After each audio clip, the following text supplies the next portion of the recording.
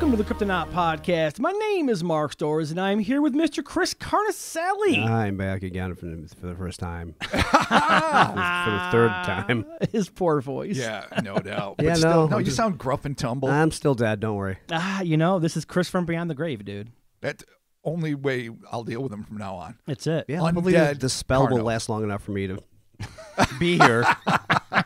Oh, no. Chris with the waning spell. And, of course, Mr. Robert Thomas Morphy II. Indeed. Thank you all so very much for joining us. No more screens, boys. No, we're here in No, person. yeah. We've made we're it. trying it out. Yeah. Yeah, no, it's an odd feeling. I don't know if I like it. It's a little too intimate for me.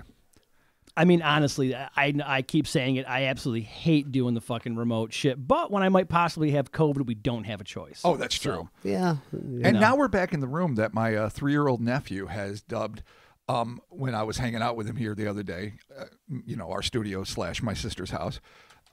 Hey, Uncle Rob, can we go to the UFO room with the zombie? The one where you keep your Nessie? And I'm like, yeah, we got a room like that. And hell yeah, we can go down and play there. Nice. That's awesome. I know, right? You can remember that forever. The UFO room with the zombie. And the Nessie. There you go. And then we play podcast where he just goes, what are we going to podcast about now? And I said, we can podcast about whatever you want. He goes, probably skulls. I said, yeah, let's talk about skulls. Yeah. I mean, And then he'll just talk about some dinosaur stuff, and then he'll talk about what he did this day. And honestly, it's a better podcast than most I hear. Yeah.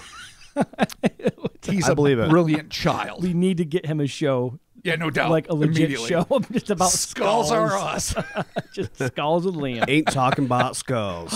Dude, copyright that shit. Ain't talking about skulls. Except Fuck, man. we are. That's every the- it's the fucking irony. episode. God, oh, that's fucking I mean, the bad. Van Halen song isn't called Talking About Skulls. no, it is not. Or Ain't talking about skulls. Talking about love. I Nice. do love our studio, though, and it really is surrounded with all the accoutrement that so many of our fucking listeners have sent, and so many awesome little doodads and whatnots. Oh, for sure. It's a fucking it's a happy place for me. It's a comfort zone. Definitely. Mondays are not easy, but goddamn it, I do love ending them down here. So I'm super fucking excited to be here, back with the boys, back doing it. Cryptonaut podcast. Patreon, Robert, is the thing we offer.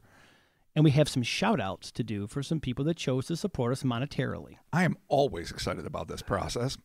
To begin with, there is Walter Whitaker. He's one of the admins on our Facebook page. Yes, he's one of the Yes. moderators over there. Thank you, Walter, Oh, for that's your fucking service. great. Thank you, and thank you to all of them. I mean, those guys are the fucking kitties titties, as we've mentioned a billion times.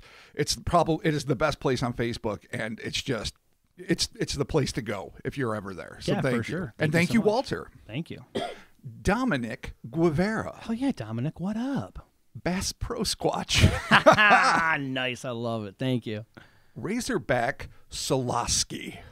Razor Rob Solosky? Oh my God. Where did I read it? Razor. Oh, I'm caught up in mid-'80s fucking Australian horror films. I do love the movie Razorback, despite all... Yeah, I'm sorry, Razor Rob. How would I remember a name like Rob? It's so esoteric. there you It's go. nothing I'm familiar with. Let me try that again. Razorback Rob Solowski. I wish there was a Razorback in there, but I'm going to go with it. I love it. No, I added I'm all it. about It's it. now Okay. that's what it is. I'm sorry. You paid for your real name, Rob, but you got it enough. Man. Razorback, what up? Good to see you. Matthew? What up, Matthew? Thank you. Razor Elbow Matthew. There you go. Bryce McArdle. Oh, yeah, Bryce. Thank you. Leo Vega. What up, Leo? John. John.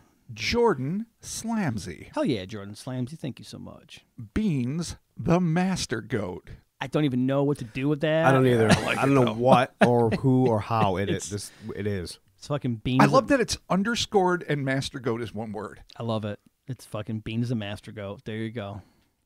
Daniel Go Bills Malmood. Yeah, what up, Daniel? That's right. Go Bills. Next year, shit's going down. There it is. Oscar Garcia. Oh, yeah, Oscar. Thank you. Noah Pacheco. Yeah, what up, Noah? Mike Jake Elwood Blues Cooney. What up, Mike Jake Elwood? Actually, he has been a part of our Facebook group for quite a while. So Yeah.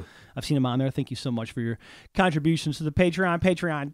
Patreon.com/Cryptonaut Podcast. $1 is the shout out. $5 is the shout out and the bonus audio. On Friday, February 18th at 8 p.m. Eastern Standard Time, Crypto Bingo on the Discord. If you are a member of the Patreon, jump on the Discord. We got Crypto Bingo going down live February 18th. 8 p.m. Eastern Time. That will be announced on the Patreon as well, but Check it out. This is like one of our first game events that we're doing over there. So I I'm super fucking fucking love stoked. bingo. Yeah, right. I really do. It's fucking cool as fuck. So To be able to scream that word out is like nearly orgasmic. exactly. So if you are on there, go there, check that out. The information will be posted on the Discord. And yeah, there you have it. So Robert and Christopher, we are going back, gentlemen. We're going back to our roots here.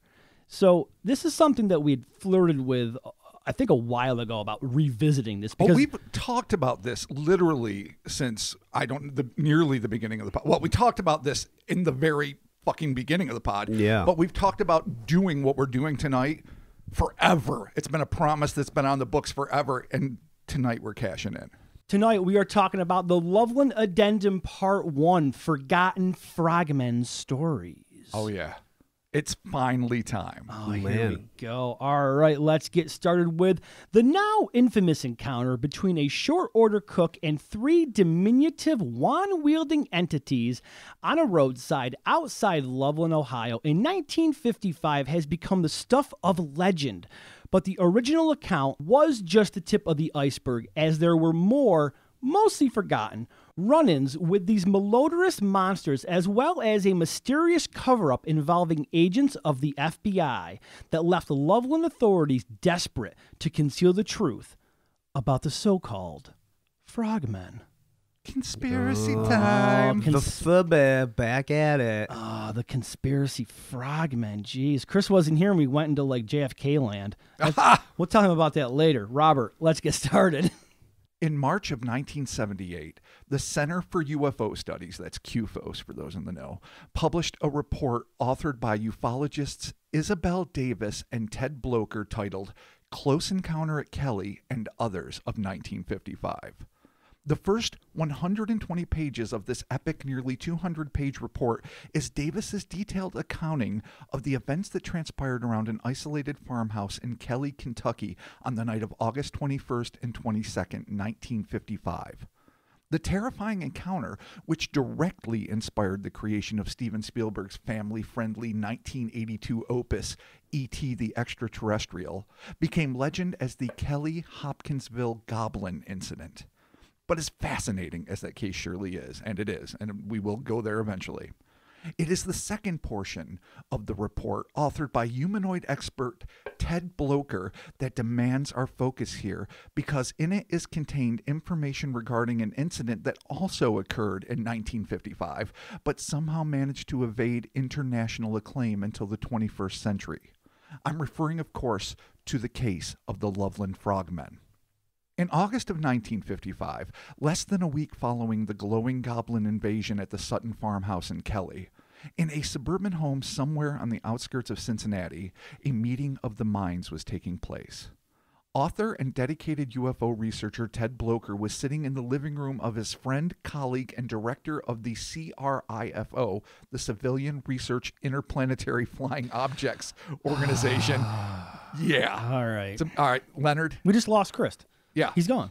No, I love this. This is like, for me, it's like finding random 80s movies on VHS that you didn't know existed. You're like, this was a fucking like organization back when, like, how long did it last for? Like a month, a year, a few like years, 3 actually. weeks, Yeah, right? no. It's like, Dude, it was a long weekend. It was over Memorial Day. They were done with it soon after that. like I love finding I do these too. these new. There's so many, and of course they had newsletters, and we're going to get to that in a second too. Okay. But Leonard and Del Stringfield, Mark, really worked their balls off for this organization. Dude, I am happy you that they jerk. did. I just no. You I'm not jerk. being a, listen. I'm not Is it a being a mouthful? jerk. Yes. They need to.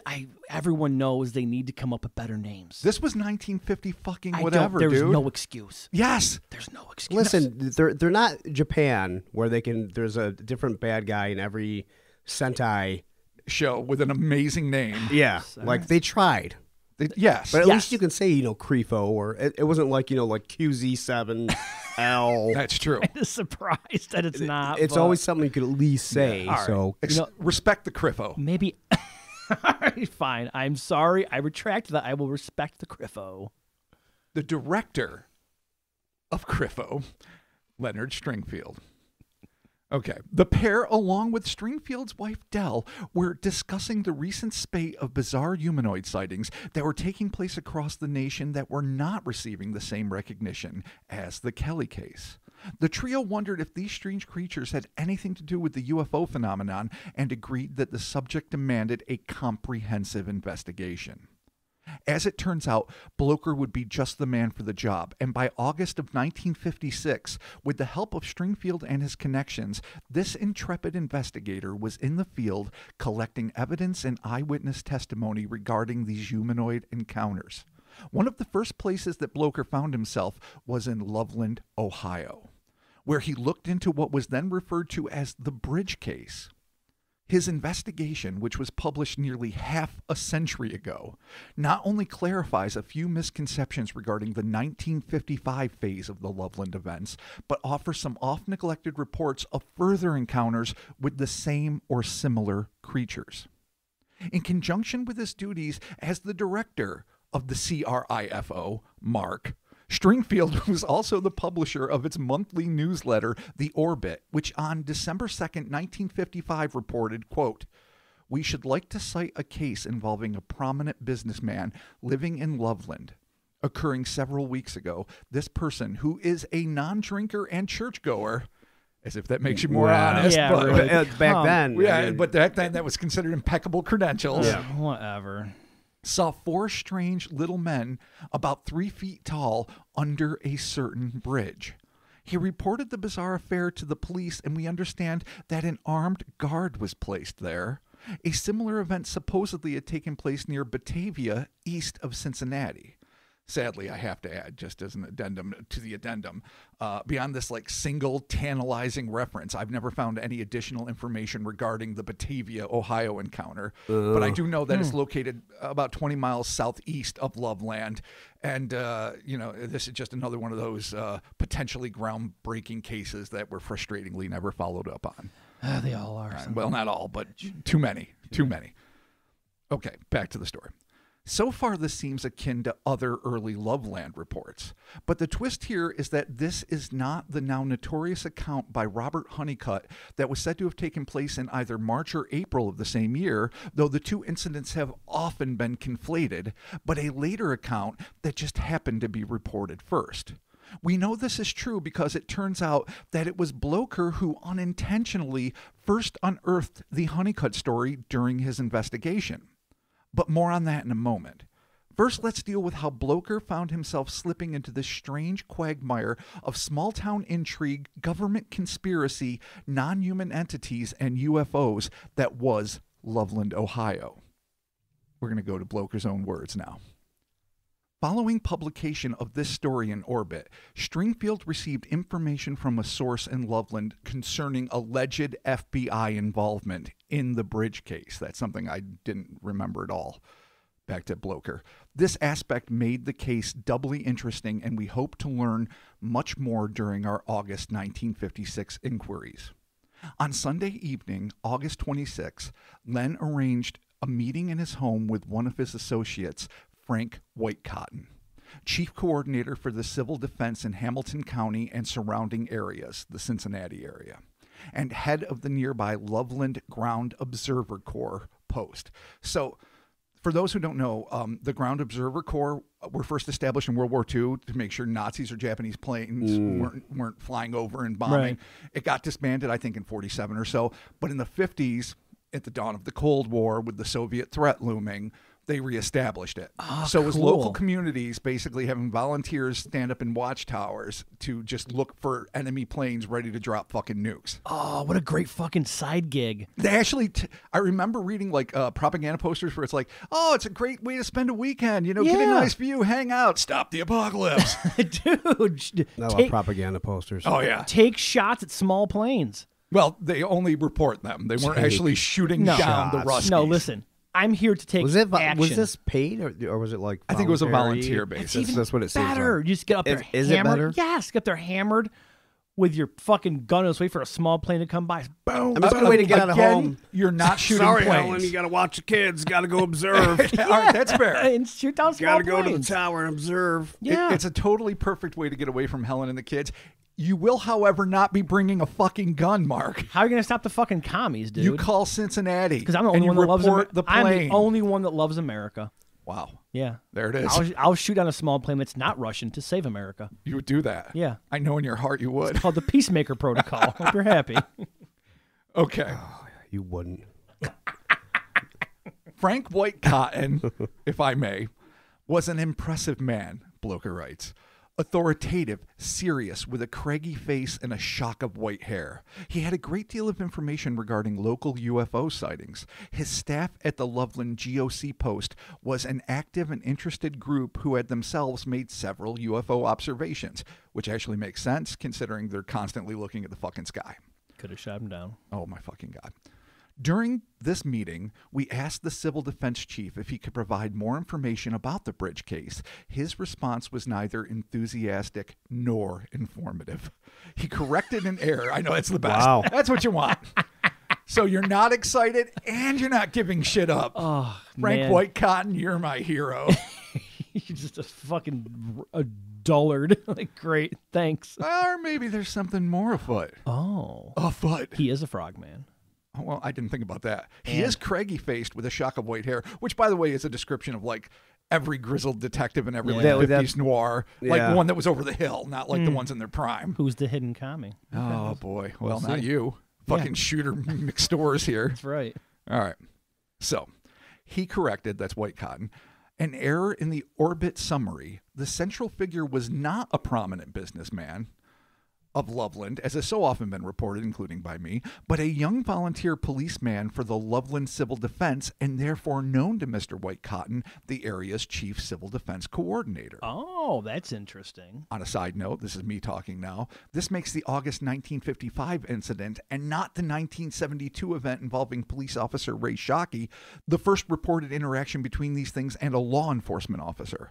So for years, and, you know, we've always assumed that, at least I did, that this 1972 encounter, which is something completely separate and different and needs to be dealt with as such, and we are going to do that here. I always thought that was the first time that, you know, cops were involved, but apparently not. Nope. But there was little else Frank White Cotton was willing to say, claiming that while he was familiar with the case, he was privy to no details. However, he indicated that Police Chief John Fritz of Loveland, the Observer's immediate supervisor, should know more about the report. According to Mr. White Cotton, Chief Fritz had ordered a cordon thrown up around the bridge when he received news of the reported encounter. But White Cotton warned us that Fritz might not be willing to discuss the case, and he suggested that if we asked him about it, it would be helpful if we did not mention White Cotton's name, end Oh, quote. someone's trying to cover some shit up. Really, though? Why White Cotton hoped to dissociate himself from this phase of the investigation is open to speculation. But it would be at this point, in a maneuver that the investigators would become all too familiar with, that the civil defense chief attempted to divert Bloker and Stringfield's attention away from the bridge case by introducing another equally fascinating, though for some reason less taboo, encounter. According to Bloker, quote, "At this point in our conversation, it was quite obvious that Frank White Cotton would prefer to change the subject, which he did by introducing another little man report that had come to his attention through one of his GOC spotters, Mrs. Emily Magnoni of Loveland Heights."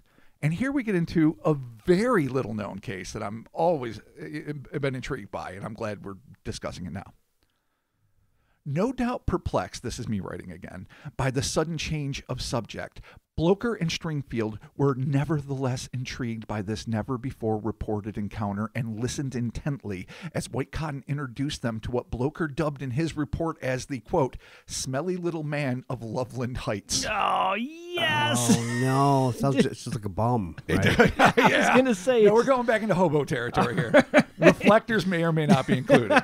Oh, man. All right. An account which, for reasons unknown, has all but fallen through the cracks of Loveland lore. Quote, again back to Bloker. "On a warm summer night, about the same time as the bridge case, Mrs. Emily Magnoni and her husband were awakened by the continued barking of their dog outside, who was setting up a terrible fuss. They got up and went to the window to check for prowlers, but saw nothing. They did, however, smell an extremely strong and penetrating odor like a swamp. The dog continued to bark and the odor persisted. It was so foul and overpowering, in fact, that the Magnones closed their windows, hot as it was, in an effort to keep the smell out, but it continued to permeate the house. They went back to bed, the dog continued to bark, and the odor lingered. That's not what you do. It's terrible. No, when Oh, this you is getting worse. Let's just go to bed. maybe the farts will disappear. While the dog is russing a fuss, whatever the fuck he said. Yeah. First off, russing a fuss is the only thing I'll ever say. Ever again. Setting up a terrible fuss. But, there it is. But russing a fuss is the way. Russing a fuss is some fucking... No, the stink gets worse and the dog won't fucking quit. Yeah, you Come can't on, just Mr. go, you M. don't just go to Yeah. bed. That's I your mean- duty. It's 55. Go out and check that shit. Get the dog inside, make sure Yeah. it's safe, board the windows up. There you go. Cabinets are slamming by themselves. Dogs barking. Weird lights in the Hamsters window. are all fucked up. Hamsters are all fucked up. Let's just go to bed. Hamster, turning backwards in its wheel. It grew tits. Everyone's all scared. Oh boy, that There would you scare go. the kids. Hamster tits. Do it. There it is. Fortunately, not everyone in the neighborhood was as lazy as this rat bastard. No offense, Mr. M. I'm sure you were a saint and really kept a nice lawn. Back to Bloker's words. The next morning, Miss Magnone's next-door neighbor, who was not identified in Mr. Whitecotton's account, told her a strange story. The barking dog had also awakened the neighbor and her husband, and she too had gotten up to see what was wrong. Going to her back porch, she saw in the yard, about 15 feet from the porch, a little man of very strange appearance, standing motionless. She watched the little being briefly from the porch, then went back inside to turn the porch light on. When she returned to the porch, the creature had vanished. She then turned the light off and checked the yard again. The thing had returned to its original spot on the lawn. Oh, shit. Yeah. No Okay. doubt. That's weird. Light sensitive fucking stink balls. Again, she turned the light on with the same results. Each time the light was turned on, the creature seemed to disappear. The neighbor described the diminutive prowler as about 3 feet high and apparently entirely covered with what looked like twigs or foliage. Mr. Whitecotton could add no further details about eyes, claws, or any reported luminosity. Got to remember, Hopkinsville was still the big shit, so something glowing is what you're going to ask about. Being a level-headed investigator, this is me writing now, Bloker approached the testimony with caution, writing, quote, "Taking this third-hand report at face value, we find elements that are familiar. The dog's reaction and the penetrating smell are features that have been reported in other cases involving small entities associated with close encounters of UFOs. The being's reported reaction to light and darkness is also a detail reoccurring in cases such as the Kelly encounter. The covering of what happened to be foliage, of what appeared to be foliage or twigs, assuming that the witness was not mistaking a shrub in her backyard for the creature, is a new detail to us, but perhaps there is a case with a similar description on record." End quote. So I like that he's being pragmatic about it. Yeah. Yeah. But what I would say simply to that, and I'm sure he would get it, you would be more likely to see said fucking shrub with the light on than the light off. Like, there's not like a vanishing shrub and it's only there. It's the moonlight shrub. You know, that shit's some fucking fantasy shit. Dude, the moonlight shrub exists. God damn it. I can't believe you even said that. Now I got to look like an asshole. I'm watching Chris not even make eye contact with anyone. Anyone. He's just Just staring. yeah, over staring. here. He's like, dude, the moonlight shrubs Exist. It exists. I'm willing to buy it. Yeah, I mean, I'm there, dude. You got You guys me. are amateurs. You bring up the moonlight shrub not knowing it exists. Oh no, he's gonna expose us on the social media. It's too late. Oh no. Let you guys go on long enough without me. Oh, I know. God damn it. God, we're gonna get such bad This reviews. is why we on- need you. We're gonna have so many bad reviews now. But Chris is gone, and they talked about Jean-Bonnet Ramsey hiding the moon. That happened. Oh my God. Did you really? Yeah. He just looked horrified. Dude. Don't worry, it was on Patreon. Yeah, we fell apart. Mark and I completely melted down without No, you. we did. It's okay. man. But you're back. That's terrible. Papa's here. I'm to going to save do a you. re-edit of those pods. So if they're not on there, that's because I took them down and I recut them with me in them. She wasn't hiding the moon, but I It was involved. There's a whole thing. There's issues. But All right. So, and again, if this was a Patreon, we'd clearly be calling it the Moon Shrub. Totally. But it's not. No. It's the Loveland Addendum. Okay. And I, moon shrubs aside, stand by my assertion that most shrubs appear more vividly in light. Yes, It's better. They do. Thank you. Most. Caveats endure. Okay. Unfortunately, Blocher, despite repeated efforts, was unable to contact Miss Magnoni by telephone. He was escorted to her house by local law enforcement, but found that she was not home and, quote, did not feel it appropriate under the circumstances to go directly to the neighbor with a request for an interview, end quote. Which is a shame, because it would be invaluable to have a first-person account of the shrub-shrouded being. The trip was not a waste, however, as Blocher was able to determine that the neighborhood, again, quote, was a newly developed section of town, and I saw no swampy areas nearby that could have accounted for the unusual odor that she and her neighbor had described, end quote. Despite this dead end with the smelly little man inquiries, Blocher remained determined to follow up on the initial bridge case, writing, quote, although Mr. Whitecotton was unable to give us any substantive information about the bridge case, he did provide us with the name of an important source of information, Loveland Police Chief John K. Fritz. A meeting with Chief Fritz was arranged for Friday afternoon, August 31st. With the hope that he could supply us with details Frank Whitecotton would not.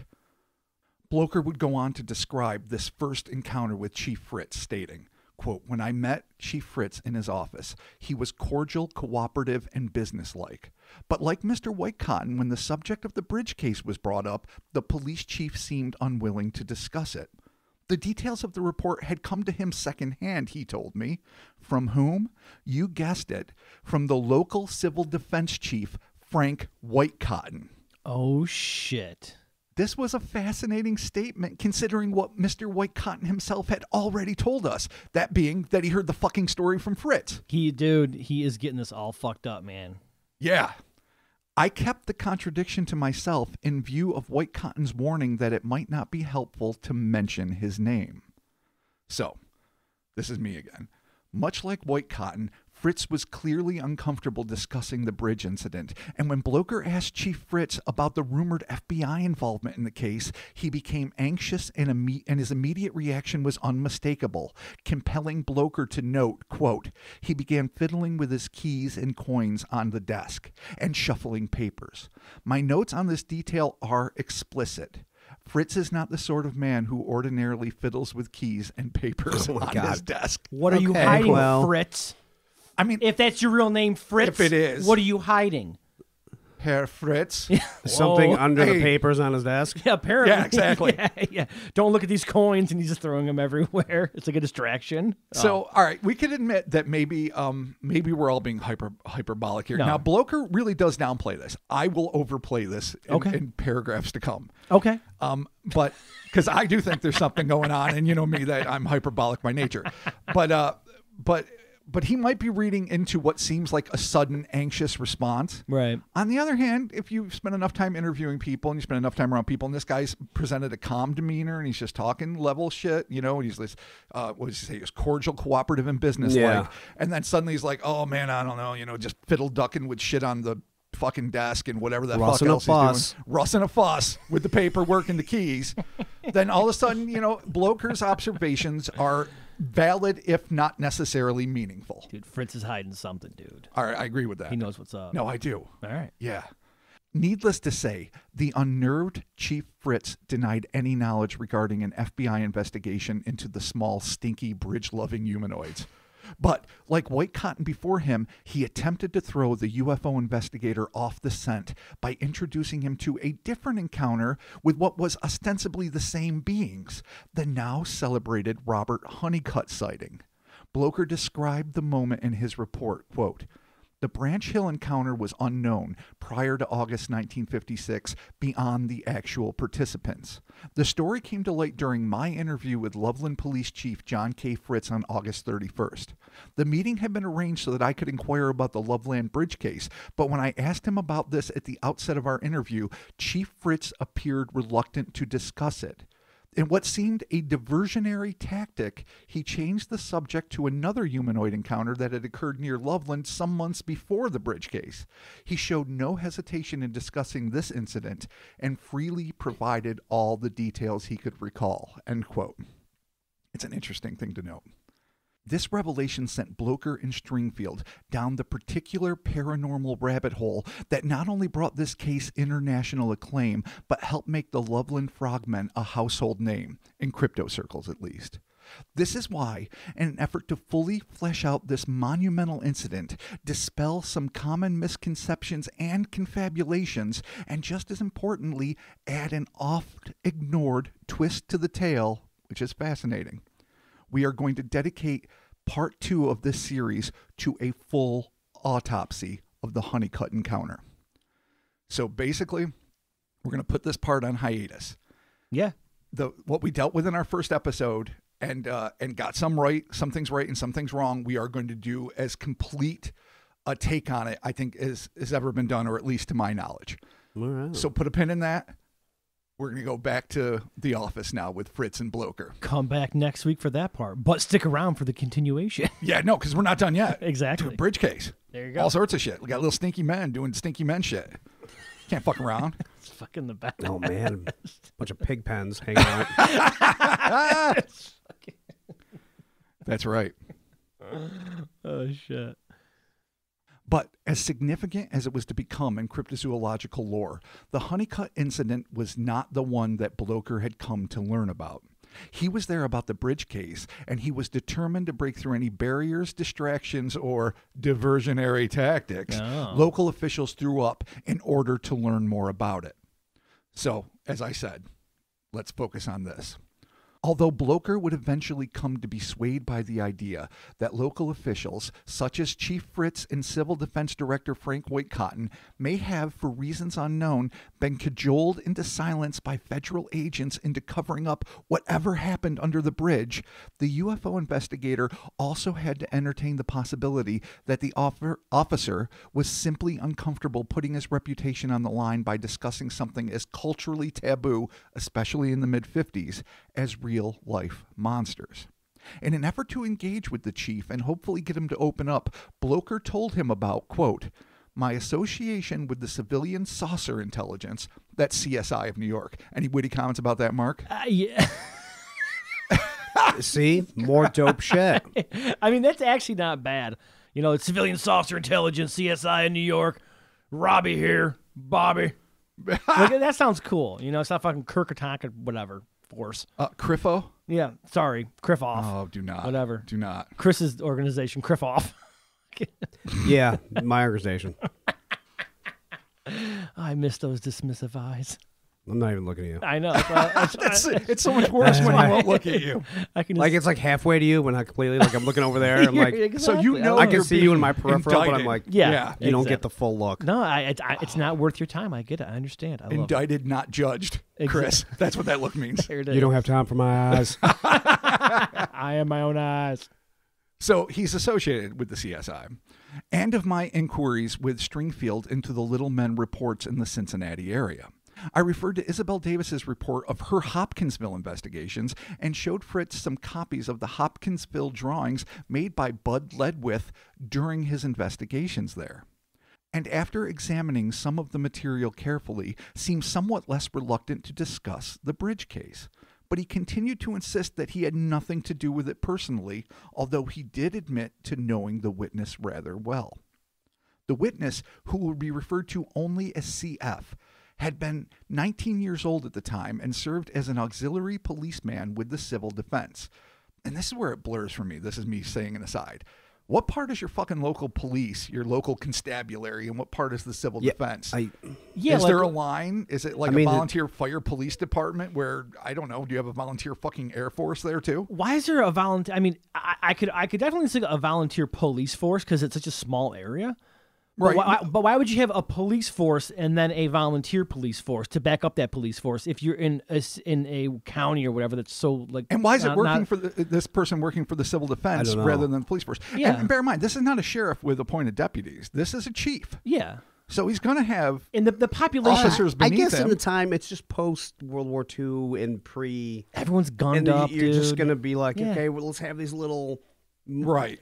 Like officially designated militia type things that are Yeah. still kind of regulated by. No, you're right. The actual- wholesale rejection Right, of like- American militarism, which was absolutely necessarily spawned by Vietnam and perhaps initially generated by Korea. So basically a nonstop draft since World War II. Right. Had not really come into play yet, certainly in the mid-50s. That was like McCarthy, Red Scare, fucking madness. And people still had a big old John Wayne jingoistic chip on their shoulder, especially dude. in rural American areas, the Midwest, anywhere in America, really. Yeah. And so you're right. These organizations thrived, and I guess you could be an auxiliary fucking cop. Yeah, I mean, Yeah. I mean, Why For not, the, for man? the civil defense and Yeah. not necessarily the actual cops. Right. yeah, we could totally do this right now, probably. Let's do it. Let's go to the Auburn Police Department and be like, yo, need to be auxiliary cops. Okay. I'm Mark, this is Chris, this is Rob. Give us a Jeep. I don't want to do that. What if we were like the monster trackers, though? Like there's I'll do that. Okay. But Like, people that work, dog catchers, whatnot. But fucking, we're not, we can't fuck with dogs. They're dogs. Let maybe them be do on the their thing. Cuyahoga County Saucer Committee. Yeah. CCSC. I'm with We're going to that. have a fucking van. And Yeah, Mark's be going to caref- shut the fuck up. Careful with your acronyms. Chris is Mark the gets a little president of judgy. it. Yeah. I won't say anything, don't worry. I'll sit back and take care of the website. Cuyahoga County like I always Saucer do. Corps. And advocate shooting everything. Yes. I'll take care of all the WordPress sites and then tell you all you should be shooting shit. in You the can bring sky. your replica blasters and pretend you're shooting UFOs. No, it's And make gonna- pew pew sounds. Pew, pew. I love Put it on your Mandalorian helmet and go, guys, look. A saucer. Pew pew pew. And you're like, yeah, that's right, Mark. Shoot the saucers. That might be the most patronizing thing I've ever heard. I love it. It hurts because it's true. It hurts so much, but it's so true. Oh, God. I want a Mandalorian helmet. I got to go buy one now. I don't buy me one. We all get helmets. Oh, we do. We have We got to. Patreon money. Let's get helmets. Let's do it. It'd All be right. stupid not to. I want mine to be like vintage 50s with like fucking Can we flash write, wings. Can we and like fucking... write those off, you think? If we bought customized Dude, if we're Mandalorian? starting an organization to defend our community, how could we not? All right, well, we got to play this into our business. So there We you go. know some city councilmen. I We was should be gonna able to drive go up somewhere. and down. Who downtown. who also knows our lawyer. Oh, boy. FBI's involved. Boy, this is There how we you go. use the inbreeding of a small town to further our Exactly. fucking bullshit agenda. We need Mandalorian helmets. We need a van. Decals. We need laser pointers. Pretend they're scopes. Man, Mark needs pew pew sounds. Oh, Yeah, he God. can't say them constantly. You need a No. recording of that. Oh, God, all right. So to make this fucking matter even more confusing, not us, but fucking CF. He is an auxiliary policeman with the civil defense, in which capacity he was directly associated with Chief Fritz. Okay. So maybe it's a conjoined effort. According to the police chief, the incident occurred one evening in early July 1955, or possibly in late June. Nobody can get the month straight here. However, Fritz made no attempt to locate the police report, as he had previously done in discussing the Honeycutt case, end quote. This reluctance to offer the same help as he would eventually with the Honeycutt case struck Blocher as odd, and would reinforce the notion that while the officer definitely did not want to seem that he was obfuscating the bridge case, he was holding most of the information he had close to his vest. Why Blocher did not ask to see the report is unknown. Perhaps he was attempting to keep Fritz at ease, hoping to elicit more information by not being pushy. If that was his motivation, it seems to have worked, as the chief gave the investigator his first semi-detailed account of what, on the surface at least, was a fairly brief incident. According to the report, the witness was behind the wheel of a civil defense truck and was crossing what Blocher referred to as the, quote, one vehicular bridge into Loveland over the Little Miami River, end quote, making it, de facto, the Hopewell Bridge, located just east of the intersection of Hopewell Road and the Loveland Madeira Road, a location that in the next episode you'll find is significant, but let's not deal with that now. So the moment CF started across the span of the Hopewell Bridge, he noted a god-awful odor permeating the air around him. It was at that moment that his eyes were captured by the sight of a quartet of, quote, more or less human-looking little men about 3 foot high, end quote, that had been, quote, moving about oddly under the bridge by the riverbank. The auxiliary officer wasted no time in hightailing it out of the area and driving directly to police headquarters in Loveland, where he dutifully reported the incident. Chief Fritz claimed that he was not in the office at the time, but that those who were had, quote, greeted CF's story with considerable derision and skepticism. You got to arrest one of those little stinky bastards and bring him in and be like, proof. Proof. See, you can't, dude, you're driving the bridge and you see him on the bank. You got to at least do, they're little tiny things. Dude, they could be kids. They could be. You got to at least investigate. You can't just be like, oh, God, I'm a part of the auxiliary corps. I got to get out of here, boss, and then go report it. Well, he could tell that they weren't, strictly speaking, people. I don't know, man. You're a normal-sized dude, and there's 3 little tiny guys. Like, come on. Walk over, like, what's going on? Yeah, but I mean, what are you going to do? You Arrest walk him. down there. Arrest him. You can't and then handcuffs. you're outnumbered 4-1. You got a truck. There's a bed. Arrest him. And 2 3-foot dudes is 1 6-foot dude, and there's fucking 4 of them. So Dude. it's 2 6-foot dudes who know kung fu. All right, calm down. Calm Right. down. Very Possible likely. wizards. He's in the. Oh, all right. As will be shown Okay, fine. for I'm just those who saying, remember the Honeycutt if case. you're in Right. the truck. You got a truck. They're right there. You could probably arrest them. And just be You like, "Here could go." shout you're under arrest, but what do you can actually go down there, Yeah. cuff them? Yeah. You have 4 sets of handcuffs. Can't do that weird. What if they're fucking squirrely? that weird hog tie thing? Oh, you can't. You don't have no handcuffs. You just A arrest human, one? A human chain. Yeah, grab one as evidence.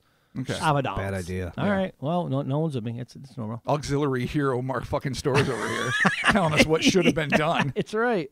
Monday Yeah. morning quarterback Mark Stores Crypto quarterback. from 1950 something. What I would have done is arrested them all. Bastard, you smelly little pieces of shit. And of course he gets a raft of shit when he comes in. Well, yeah, you're not. That's why I'm saying if you had some evidence to go back, They with, never be would. like, They never would dude. have. Let's be honest. If it's a fight or flight thing, most of the time these tiny little humanoid things, be it in the Jacques Vallée reports from the Middle Ages to now, they scoot fast. Yeah, that's they're not right. about staying around. They're not about waiting for you to fuck around. And maybe sometimes those that get too close get dealt with in a way where they're not able to be eyewitnesses, not to get all fucking ominous. Okay. So I'm All right. assuming had he gone down there, he either would have lived to talk about how they ran away, or he wouldn't have lived to talk about it at all. It'd just be a missing truck story. True. Very true.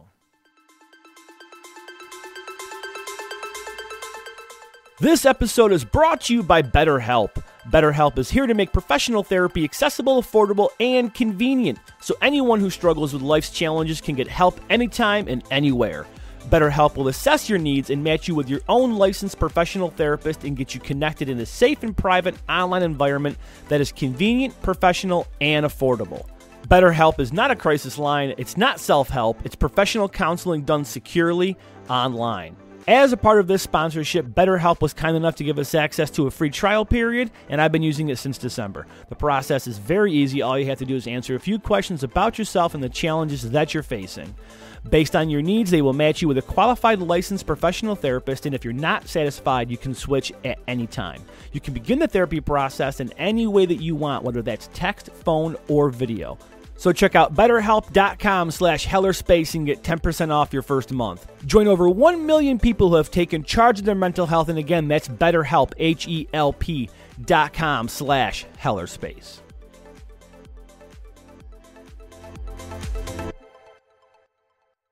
So he's getting fucking teased by his coworkers. That, according to Chief Fritz, was all that happened. All in all, the so-called bridge case that had evidently made so many people so nervous took no more than 10 seconds and was, if we are to believe what was reported was all that happened, much less compelling than other sightings that would come out of the same area at the same time. Why then were the officials that Blocher spoke to so eager to change the subject or switch the conversation to other equally odd encounters? Was there something more to CF's sighting? In an effort to find out, Blocher pressed the issue. Quote, I once again gently raised the question of FBI involvement, and Fritz agreed that it would be interesting to know why the FBI should concern itself with something of this sort. End quote. At this point, The anxious officer once again emphasized that he had no direct knowledge of any such official investigation, and further disclaimed any knowledge of the police cordon that observers had testified to being built around the bridge where the creatures were seen. Compellingly, in the same way that he'd claimed he'd first heard about the incident from Civil Defense Coordinator Frank Whitecotton, who'd conversely claimed that he'd heard it from Fritz, the chief offered that, quote, if such an order had been given, it could have come out of the civil defense authorities, although he certainly should have known about it, end quote. So once fucking again, he's like, well, I don't know. I didn't say the cordon was up. You know, fucking Whitecotton in the first meeting with Stringfield and Bloker says, yeah, Fritz put up a cordon around this place. Now he's saying Whitecotton might have fucking done it. Right. Fucking what's his nuts? Poor CF is stuck in the middle of this bullshit. This is like an awful cover-up. It's the worst. It's like no one's communicating. Like, here's our story. This is what we're going to get together. They're just totally all over the place with this, and all for the meeting of stinky men on a bridge. Yeah, it doesn't really so like it doesn't seem to deserve it. It's too it. complicated. Here, I actually write this here. Or is it? Oh, there you go. Why would these two high-ranking civil authorities be playing the facts against each other? Was it part of a clever ploy to hopelessly muddle the facts, impeding any outside investigators from getting to the truth? Or was it a comedy of errors wherein the two men hoped that no one would ever compare their equally obfuscating stories? Hell, Whitecotton, after confessing to hearing the story from Fritz, went so far as to suggest Bloker not mention his name in the chief's presence. What the hell was going on? And that's right back to what you guys were saying. It's like, this is either like some bad fucking comedy, like with inept fucking small town heroes that cannot fucking figure out how to keep a cover up that maybe came from on high or whatever, or they're really playing some fucking, if not 3D chess, 2.5 dimensional chess. I don't know, man. They might be attempting. They might be like at a quarter, like a 1/16th maybe of chess here, because it just seems like they can't get anything together. All for nothing that really is that big of a deal. Yes. Or well, on the surface it seems like it is. But what's hidden beneath, Indeed. Christopher? Well, let's finish the fucking story, Mark. Oh, sorry. Jesus Christ. Whatever it was, things would take a potentially ominous turn when Chief Fritz suddenly and inexplicably offered to take the UFO investigator to CF's home in order to hear the account firsthand. Bloker was surprised by this sudden change of tact, but accepted the chief's offer of a ride to the witness's home. Quote, although he warned me that the young man might not want to discuss the incident because of the ridicule he had encountered upon reporting it at the time. And I think it's interesting, end quote, that he says that almost in a way like preparing him not to expect much. Yeah. Weird. Once they arrived at the Ridge Road farmhouse where CF lived with his wife and her family, the pair found themselves immediately unwelcome.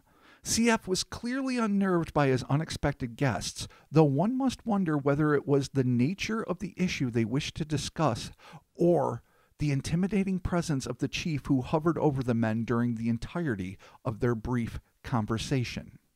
Either way, quote, CF stated at the outset, and in no uncertain terms, that he would not discuss the incident with anyone at any time, period, end quote. Bloker went on to say, quote, we spent no more than 10 minutes with them since it was apparent that our visit was not welcome. CF's discomfort, as a matter of fact, was painfully evident. I made every effort to reassure him that my reason for being there was not to embarrass him in any way, but merely to obtain any factual information he might be able to provide. He was willing to part with precious little, end quote. Again, is this due to the fact that he had been compelled by representatives of the U.S. government, or those claiming to be, not to speak about the case, and knew that to do so, especially in front of the chief, would be inviting a whole host of troubles? Or was he simply embarrassed by the public's reaction to his experience and had no desire to once again stir up that particular hornet's nest? Whatever the reason, CF claimed that, and this is a quote, because of his report, he had been forced to quit his job with the civil defense. Chief Fritz told me later that CF had resigned because he wanted more responsibility and he felt that he had lacked sufficient experience. his report of the little men had nothing to do with it, that being his dismissal. End quote. As usual, the truth likely rests somewhere in between. Blocher continued, quote, while the sum total of information gleaned from CF was meager, I did leave with more than I had when I arrived. CF's determination not to discuss the case, even more emphatic than either Fritz's or White Cotton's, was of particular interest. Had the negative reaction to his report been so strong that he harbored a grudge more than a year later? I had given him no reason to expect ridicule or abuse from me. On the contrary, I made my reason for being there quite clear. Then why such a determined wall of resistance? Perhaps it was not his idea. Then Blocher asked the most important question. Was the FBI involved at Loveland? It is almost impossible not to speculate about the reluctance of everyone involved in the bridge case to talk about it. Both Chief Fritz and Frank White Cotton spoke openly of other cases at least as strange as the bridge case. And that's true. There's some fucking weird shit going on. It is my guarded opinion, based upon the impressions drawn from my visits, that CF had probably been told to keep quiet about his report, and that Frank White Cotton and Chief Fritz may also have been asked to say nothing about it. Who might have made such a request? In his book, Inside Saucer Post 30 Blue, crazy title, by Leonard Stringfield, he wrote, quote, I did learn from a member of the school board of that community that the incident called the Loveland Bridge case had been investigated by the FBI, end quote. It's always a school board, dude. So it's a school board member. Always a school board. Well, yeah. And you'd hope that Stringfield, I mean, I get protect your sources. That's always a thing. We always protect the anonymity of witnesses if that's what they request. But you want to know. And if one person saw it and it's real, then more people fucking saw it. And so it could become like this whole chain of information that is now lost to us because it's been 70 fucking years practically and all the principals are fucking gone. Yeah. Including the investigators. And these two guys are covering up the most awkward way possible. Oh, God. Which is just even more hilarious. Classic Fritz and White Cotton move. Yeah, not knowing what the hell's going on. Game plan, boys. Get one. A request by that agency for silence, this is Blocher continuing, talking about the FBI, a request by that agency for silence from citizens in sensitive situations in the interests of national security, of course, would not be inconsistent with what we already know of its procedural policies. And it would not be the first time nor the last that the FBI has been said to figure in UFO cases and humanoid reports. Would this theory be invalidated by the fact that Chief Fritz went out of his way to introduce me to the witness, though he had been asked not to discuss the case? Not at all. Even though he might have agreed not to talk about it, it's unlikely that he ever agreed not to introduce CF to inquiring UFO investigators. And I'm adding here, as aforementioned, the chief may well have had his own intimidating agenda in throwing Blocher off the scent by orchestrating the meeting. And by that I mean, if it's a kid and he really wanted to be a cop or whatever, and he's 19, he's living with the in-laws, and he's been told by FBI agents, men in black, who the fuck knows what, not to talk about it. Right. And you know, little big man, the chief, local chief, and the local civil defense coordinator have been put in charge of keeping a lockdown on the secret, as inept as they apparently are at it. When fucking a random UFO investigator shows up at your house at fucking dinner time, no less, which is when it happened, and starts asking you questions, maybe you're going to be like, oh man, maybe he's a secret FBI agent, maybe I shouldn't talk. But when the fucking chief is there hovering, right, you fucking know. No, it's 100% not to talk. a dupe. It's what it seems like. They clearly either met beforehand, Right. and he's like, you just can't talk about this. Right. Right. So he knows when the chief there and he shows up, he's like, I got nothing to say. Yeah. It's garb. Yeah. It's just like such a Benny Hill situation where they're just chasing each other's tails and getting other information completely mixed up. Totally. It's so bizarre. But like, how do you're a chief of police? How do you not have this figured out? This makes it scarier though. Because again, I don't know just how inept they are. Well, yes, but I mean, we're making gross assumptions about both fucking Fritz and White Cotton here. But assuming that they are like big men in a small town, but small men in the chain of command and government conspiracy, and they're given these instructions to fucking keep this shit on lockdown, and they're taking it deadly seriously, as adult, probably veterans in the fucking mid-50s would. Then the fact that they're this inept, but wield the kind of power that small town authorities do, and also have the mandate of ostensibly a federal authority telling people to shut the fuck up or who the fuck knows. Then their ineptitude is scarier, because who the fuck, like, it almost like could turn into a terrible black comedy where it spins out of control and like 15 people end up getting murdered because they just keep stumbling onto like a small part of the truth and it doesn't matter and they can totally cover it up. But but they're fucking murdering everyone because they think the government is mandated with them with keeping it fucking quiet. Yeah. Although as bonkers as that does sound, that does seem awfully close to the truth.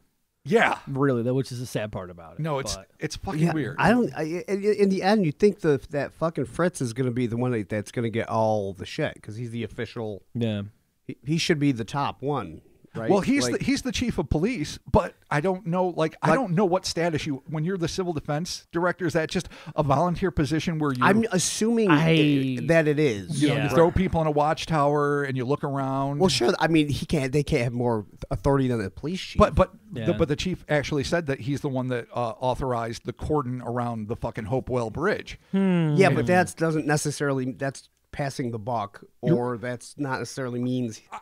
You're absolutely like right. He has the actual authority. The short answer is, Chris, I think you're probably right that a small town police chief would have more authority than just about anyone else besides the mayor, unless he's a plant. But I don't know what that meant in the Cold War to be that guy, and he might have a lot of influence.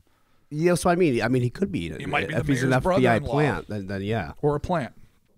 Yeah, so it's kind of crazy. Here's another potential twist to it, I guess. This is Blocher trying to, put some context on it based on the things that are going on during that period, especially in the paranormal world. And so this is what he said. There is one more important point that should be mentioned. At the peak of press publicity about Hopkinsville and attendant reports, the Air Force, in an obvious effort to counteract and diffuse these reports, issued a statement about flying saucers and their pilots. Captain Robert White of the Air Force Office of Information in Washington told a Scripps Howard reporter that, quote, the consensus of Americans who've reported seeing invaders from outer space in the past 4 years is that the space visitors are little guys, less than 4 feet tall. They're greenish, they usually glow, especially if excited, and they often smell bad, end quote. The interesting point is that not one of any of the publicized reports of occupants had described odors. On the other hand, odors were associated with unpublished reports from the Loveland area, which might suggest that the Air Force knew something about flying saucer occupants that the public did not. So that's interesting that Blocher writes that. That's now, weird. It could just, obviously this guy, Robert White's just being dismissive of shit. They're, 4'2", they glow when they're, when they're fucking worked up, and they stink and they're green. But adding something that you might know to be a fact in a way to be dismissive, that might have just been a fucking faux pas. Well, the Air Force says they smell and they're small. And they might be. Okay. Well, there you go. All right. Well, so I know it's not. You can't hang your hat on it. It is not only is it not a smoking gun, it's barely a used bullet. Right. But it's still something. Yeah. Totally. Yeah. And it's fucking a little bit weird. Okay, so he continues, Blocher. Based on everything I could learn about the bridge case, I am reasonably satisfied that it probably took place as generally outlined above. That CF's report of it may have created a minor flap at police headquarters that probably resulted in some jurisdictional differences among the various local authorities in charge of such matters, and that the FBI could have been brought into the case through Frank White-Cotton's connection with civil defense.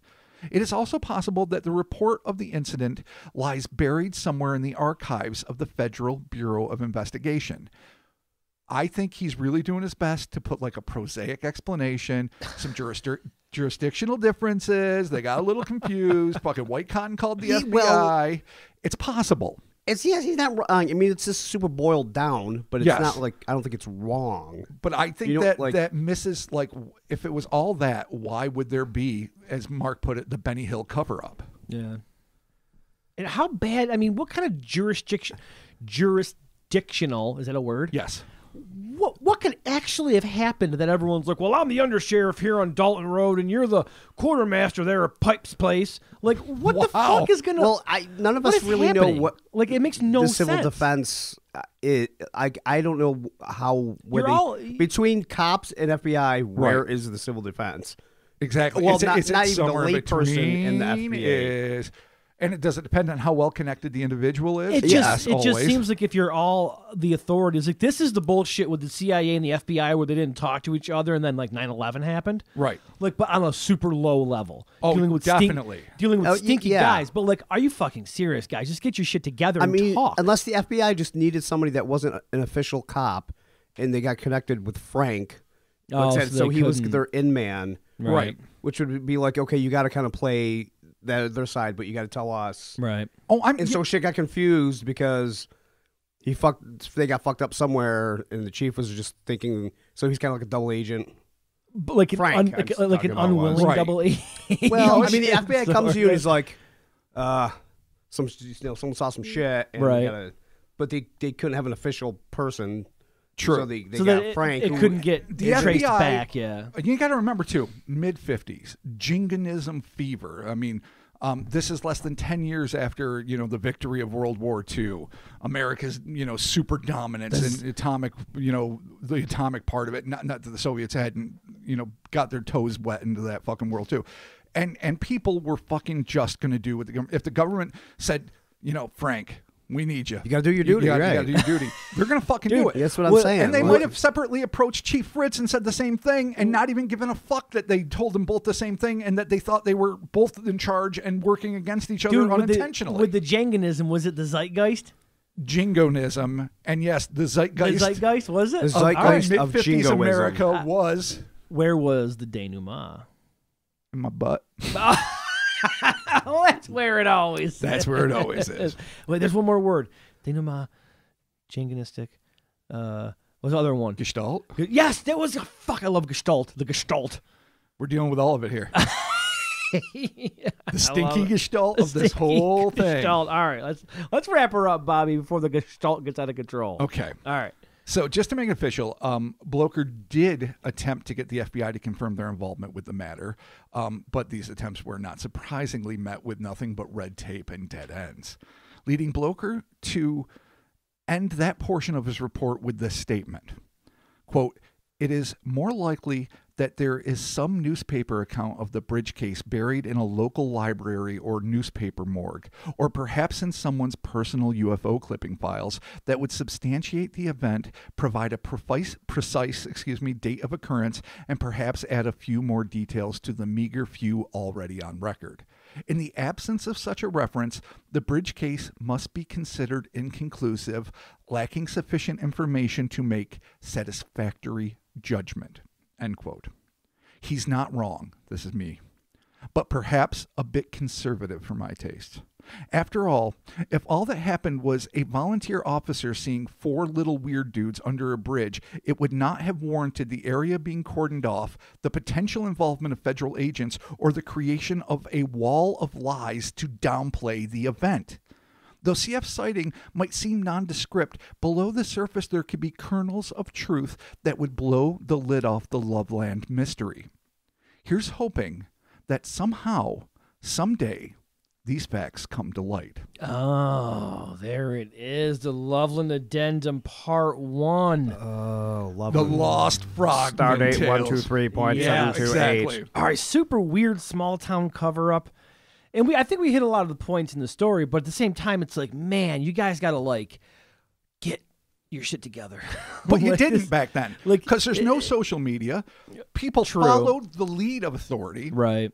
If the government said something, you accepted it. People were not skeptical of the media back then. They were not certainly skeptical of the United States government's dictates. Mostly they weren't skeptical unless they had a wholly corrupt sheriff and local public officials of local officials. If somebody was a big man in town and mayor, people genuinely looked up to them. I mean, I know it's unfathomable now because we didn't get raised like that.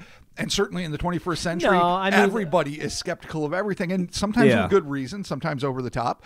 But back then, that was just the way. So you could get away with this shit 100%. with the little bit of local government that I'm involved with, as far as career wise or whatever. This is definitely something that I could totally see happening. We were like, oh, you guys are really going to do this? Like, we all know about local things that happen here, Sure. like weird, stupid political Yeah. bullshit, and you're like, really, you got beat up by a councilman? really, Mr. Mayor? You know what mayor I'm talking about? Like, Yeah, I do. really?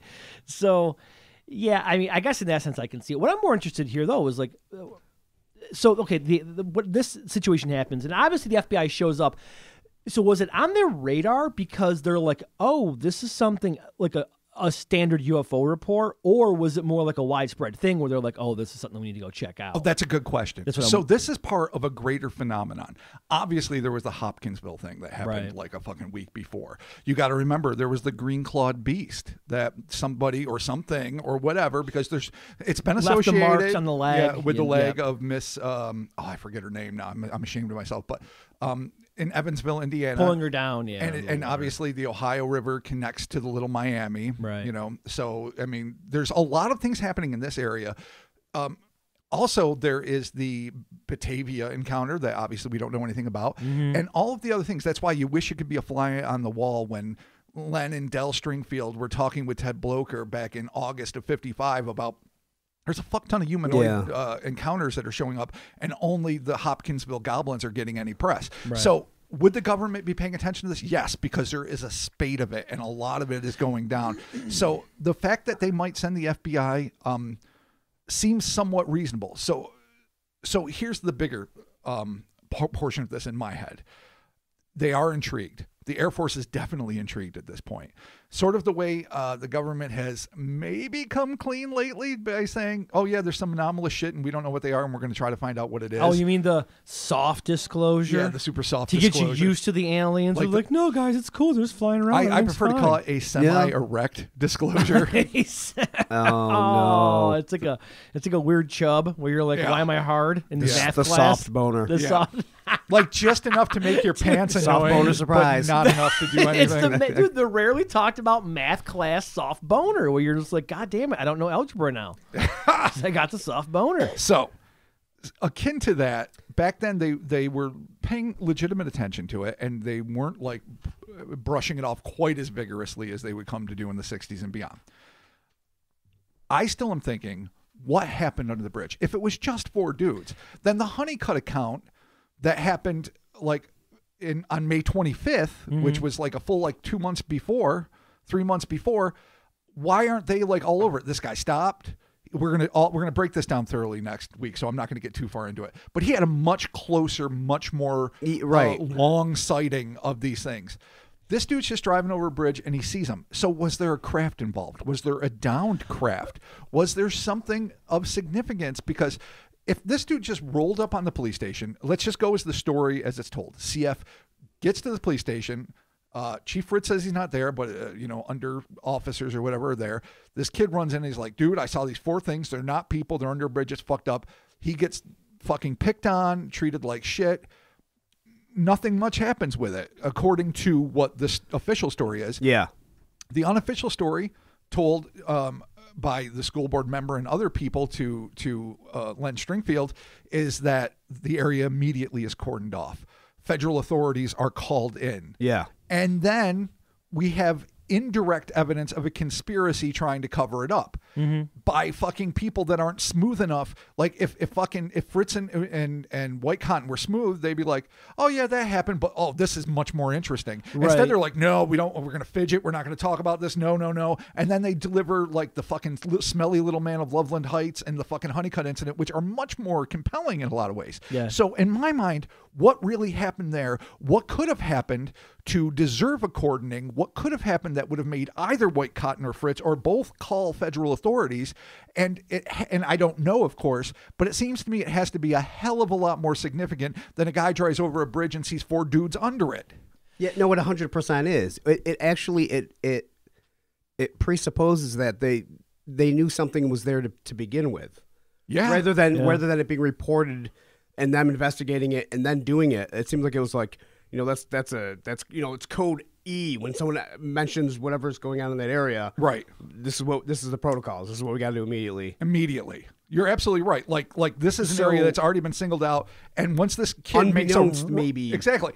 The local cops don't know it. Certainly CF, a 19-year-old auxiliary officer, doesn't know it. So once this report comes in, it's like, it fucking filters up the chain of nothing. command like immediately. 100%. And suddenly there's a clamp. And then local people see it because they're not fucking blind. It's a small town. But much like the Kecksburg crash, they're not allowed really access. They don't know. They just know something happened. And, you know, half a century later, people are mystified but not really knowledgeable. Yeah. So it makes me wonder. I know he thinks he saw short people, but maybe they weren't. Maybe they were actually people in suits. Or maybe they were already there, and he saw them already there. Oh, like a cleanup crew or something. Yeah, any something. Whatever FBI doing, whatever the fuck they're doing down there.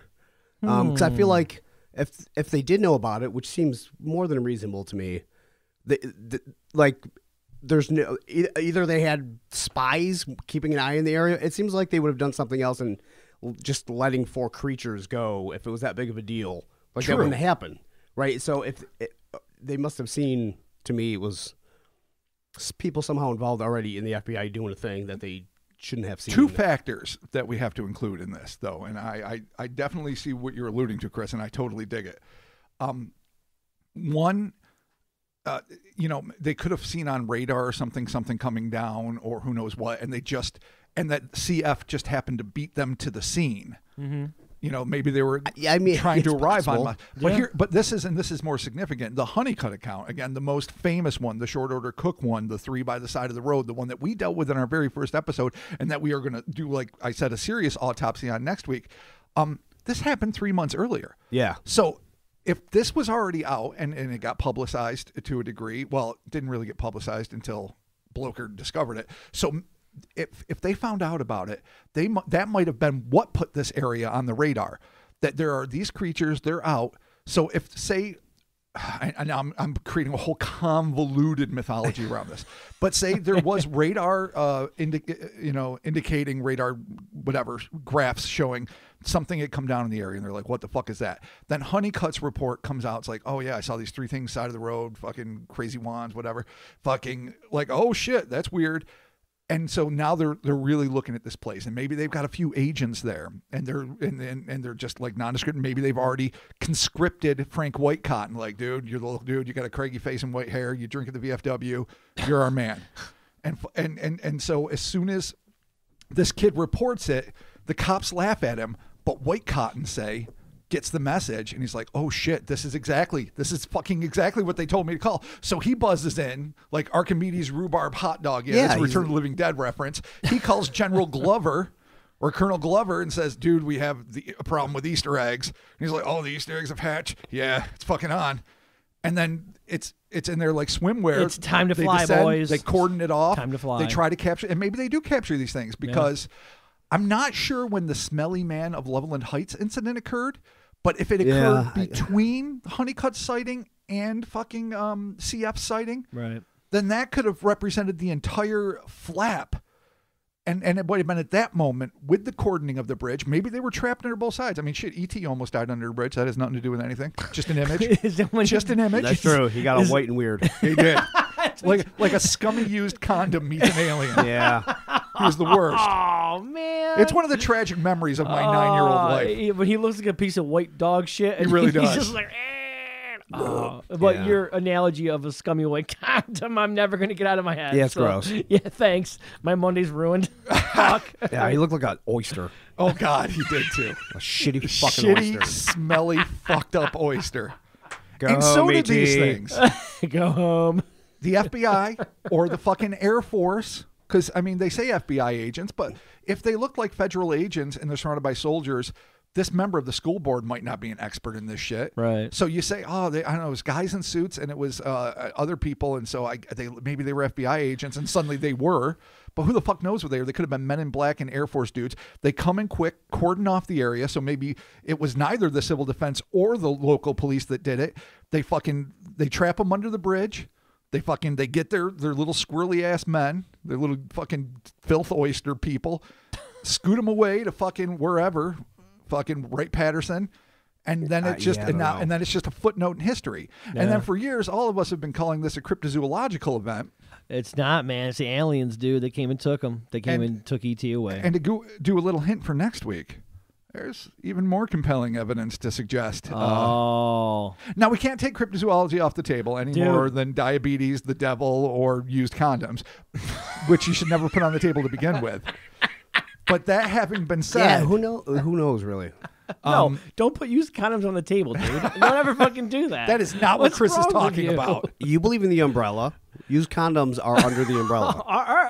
You're not wrong. Be consistent in your umbrella. I mean, they could be ultra-terrestrials. Be consistent. Or at least explain what the umbrella does not include. All right, well, I guess it includes used condoms. The umbrella is everything except used condoms. Oh, my God.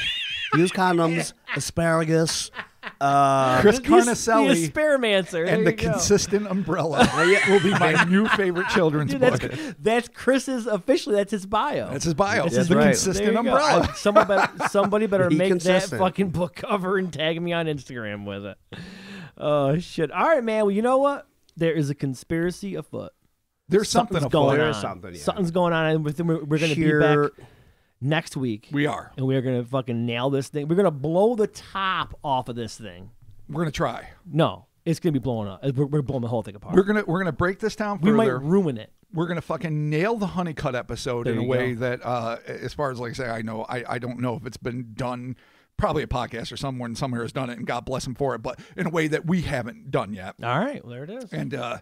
And like I say, if we don't exactly get to the bottom of it, we're at least going to present this mystery in the fullest, most authoritative way that we possibly can. And in a second right. part. And then we're going to jump to conclusions. Yes. Yeah. Awesome. Then we're going to be full of shit. And we'll see if we even get to the 70s. That's a whole other clusterfuck of mayhem. Oh shit. We'll see. We'll play Butterfly with it. collars. Oh, well, God. the fashions were great. The Frogmen, Not so much. little suspect. All right. Excellent. But still cool shit. Excellent. Awesome. Well, there you have it. Thank you all so very much for joining us, the Cryptonaut Podcast. The social medias, boys, we're there. We're doing it. We're occasionally. hanging out. We're making it happen. The Instas and the Twitters and the Facebooks. Check us out there. The Facebook fan group is available on Facebook, as you may have guessed. That's a shocking available. development. It's available. on the Facebook. And they're fucking awesome. They're so fucking do dope. It. Thank you to everyone over there holding that down. We appreciate it. Be sure to go check that out. The Patreon, patreon.com/Cryptonaut Podcast. Check it out there. Sign up for that. Get yourself some bonus audios. Do it. Also, too, connected to our Patreon is our Discord. And don't forget, coming up on Friday, February 18th at 8 p.m., we got the Crypto Bingo. Okay? Oh, yeah. I'm excited for that. So if you want more information on this, go to the Patreon if you're already on there. If not, you can sign up for it. I'll have announcements in the social medias for that. So you can go check And that out. crypto trivia night in the not too distant future too. I've heard rumors of. Trivia night is Friday, March 18th. Oh shit! Yeah. Got dates for everything. I know. Dude, Hecate in Noah, aka Bone Daddy, and literally Jesus they got this thing held together so tightly. I go in there to look at what they're doing. I'm like, I don't even. You guys help me with my taxes. Wow. Like, help. They're Just so please help. professional and so good at why are they helping Dude, us? there you go. Thank you all. God bless them, one and all. Exactly. Thank you all for your continued support. Can we over play? there. I'm not sure. I think it would be unfair, but I'd like to. I think we could ask. We could ask Hecate and see what. I mean, we probably Chris and I won't get them, but I mean, Yeah, I'm not playing. You kidding me? I don't know might. shit. I'll play bingo. Nice. That'll be. I'll play quietly at home and All see right, what happens. Perfect. HowlerSpace.com. Get yourself some T-shirts. They're always on sale, so be sure to check it out over there. Real quick before we exit the episode here, we have some thank yous to give out. Oh fuck yes. We received some packages. Actually, this package came when I was in my quarantine lockdown, so it took me a couple of days or almost like a week to get to it. But Sweet Petite Pastries on Instagram. I'll put a photo up and tag them on this. Holy crap. Amazing. Works of fucking Van art. Gogh cookies. Yeah, really.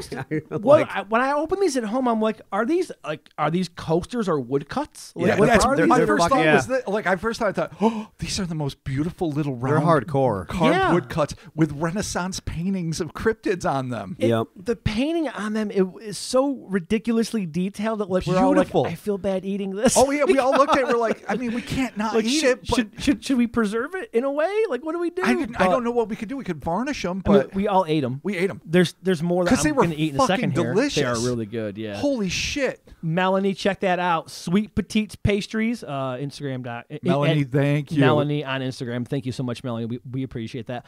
Also, too, our good buddy Ryan Mills over there at a random shop, a random shopee, if you will, sent us this really cool, like, freaking lamp light box thing. It's fucking awesome. Yeah, Dude, it's really I'm cool. gonna like ask Ryan if I can buy like 2 of these for my kids because they're so dope. I Oh, actually it'd be when a I opened flawless it, nightlight.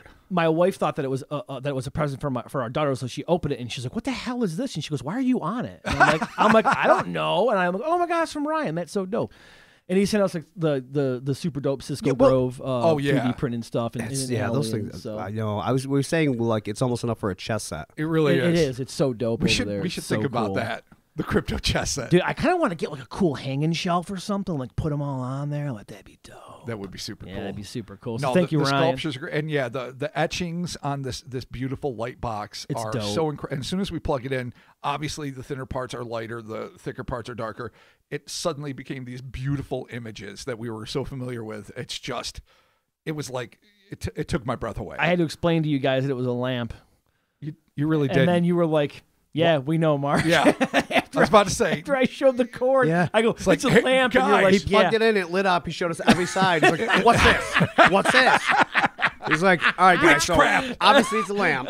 And I'm like, "No, guys, it's a lamp." Wow. I'm so dumb. Whatever, man. Oh, It's Jesus Let you guys know Christ. it's a lamp. been a long winter. We're just trying to get And through. it's not even February. So Ryan, thank you again. A random shop. We'll Yes, toss a link Ryan up to that for sure. It's and dope. Melanie. And Melanie. Oh my Thank you fucking both God. so very much. We have the appreciate best it. Yeah, fucking like that fans one. I would ever. buy the shit out of that. Like if that was regularly available.